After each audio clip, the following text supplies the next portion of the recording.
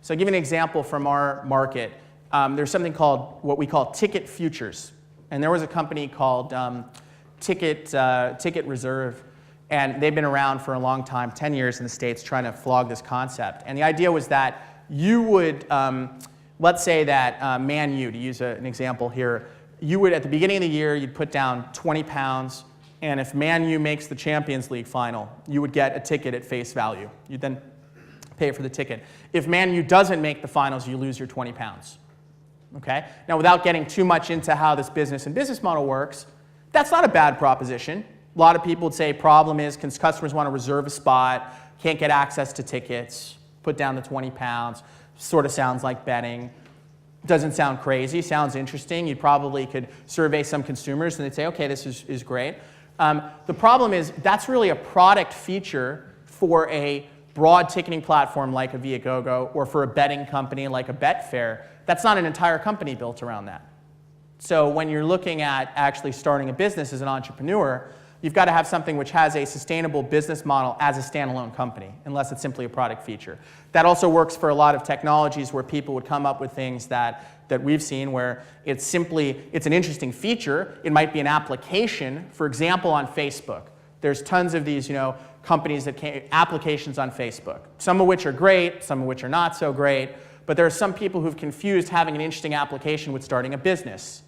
Now, there may be some applications that are businesses and some that are actually providing the underpinning for the applications that are businesses. But simply having an interesting, cool application does not make it a business, even if the product feature works. You're probably better off trying to sell that product feature actually to an existing platform or business rather than thinking you're going to have enough of a standalone business there.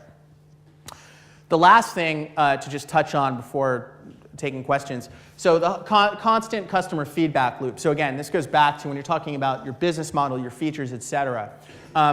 Once you're starting a business and you're doing this, it's no longer an academic exercise. You're actually trying to sell things to people, and the ultimate arbiter is the marketplace.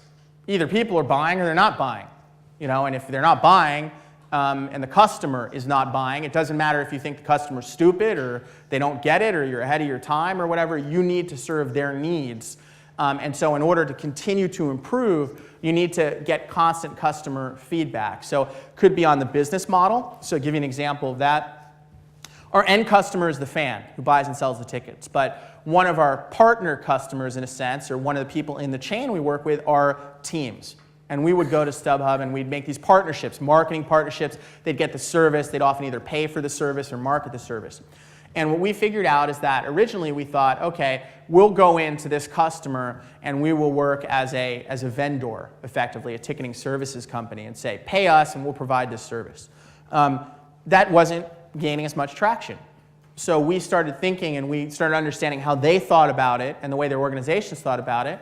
And we found that if we went to the sponsorship department and we said, we'll be an official sponsor, like your official beer or your official car or your official travel company, that this then they would provide the service, we'd actually make a payment and look at it as marketing to the end customers who are the fans and all of those people, and it would much more align everything with what that person in the chain wanted to do. So when you're pitching to those partners, we want them to sign up with StubHub at the time. You had to sort of get the feedback, okay, this isn't working, why not, what do these people want to do, and then make an adjustment. It's the same thing with features and whatnot. It's very easy to sort of sit in the room and you can just have yourself and 3 other people and say, we think this is great because we did a poll among the 4 of us and we think it's great. And it must be great because we're always right. And that's one way to do it, but obviously, that's probably not going to be as productive as trying to get feedback from your customers directly, surveying them, trying to speak to people, listen in, looking at the complaints, which is a great piece of customer feedback, customer service. What are people complaining about? What issues are they having? What problems can we solve for them in the feature set? And so again, you can't take a poll on everything, and you're not going to have perfect information to make each of these micro decisions, but the more you can actually be aware that you need to be servicing your customers and listening and